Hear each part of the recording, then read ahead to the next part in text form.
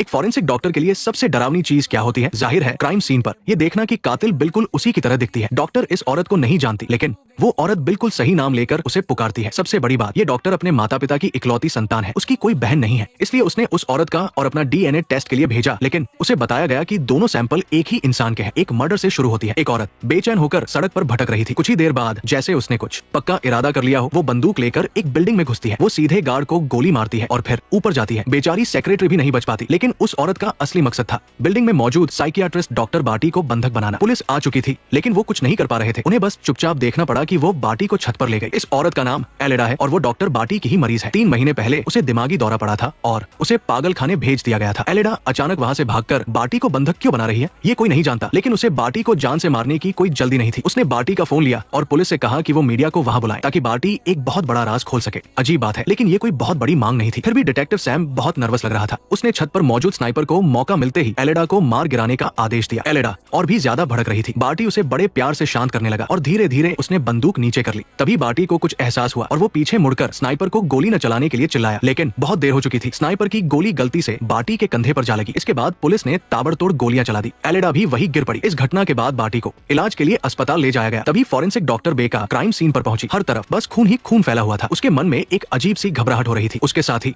उसकी तरफ इशारा करके कुछ बात कर रहे थे। जब बेका ने एलेडा का चेहरा देखा, वो उसे बिल्कुल नहीं जानती थी, लेकिन फिर भी उसे अंदर से बहुत दुख महसूस हो रहा था। इससे पहले कि वो कुछ और पूछ पाती, एलेडा ज्यादा खून बहने की वजह से बेहोश हो गई। सैम भी ये देखकर हैरान था कि दुनिया में हूबहू एक शक्ल के 2 लोग कैसे हो सकते हैं। और सबसे बड़ी बात, बेका ने कभी नहीं बताया था कि उसकी कोई बहन भी है। पूरे दिन बेका इसी बात को लेकर परेशान रही। सैम ने उसे इस केस की फाइल दी। एलेडा एक बड़ी रिक्रूटमेंट कंपनी की प्रेसिडेंट थी। वो शादीशुदा थी और पिछले 3 साल से डॉक्टर बाटी की मरीज थी। एलेडा के पति यूजी ने बताया कि वो अपनी मर्जी से पागल खाने गई थी, लेकिन कुछ महीने पहले यूजी ने डॉक्टर बाटी के मना करने के बावजूद उसे वहां से निकाल लिया। उसने वजह बताई कि कल उसका जन्मदिन था और ये बहुत बड़ा इत्तेफाक है कि बेका का भी कल ही जन्मदिन था। बेका और सैम दोनों को लग रहा था कि यूजीन जरूर कोई बहुत अहम सुराग छिपा रहा है। अभी वो बात ही कर रहे थे कि सैम की पत्नी बच्चे को लेकर उसे घर ले जाने आ गई। इस बीच उसने चुपके से बेका की तरफ भी देखा। ऐसा लग रहा था कि इन सब के बीच कोई कहानी चल रही है। सैम के जाने के बाद बेका चुपके से अस्पताल पहुंची। वो आईसीयू में एलेडा को देखने गई। वो चाहती थी कि एलेडा जल्दी से ठीक हो जाए ताकि उसके सारे सवालों के जवाब मिल सके। तभी यूजीन भी आईसीयू में आ गया। बेका को देखते ही वो एक पल के लिए बिल्कुल सुन्न रह गया, लेकिन पलक झपकते ही जब उसने दोबारा देखा तो बेका वहां से गायब थी। उसे लगा कि शायद दुख की वजह से उसका दिमाग उससे खेल रहा है। बेका ने अपनी माँ से पूछा कि क्या वो एलेडा के बारे में कुछ जानती है। उसे लगा कि शायद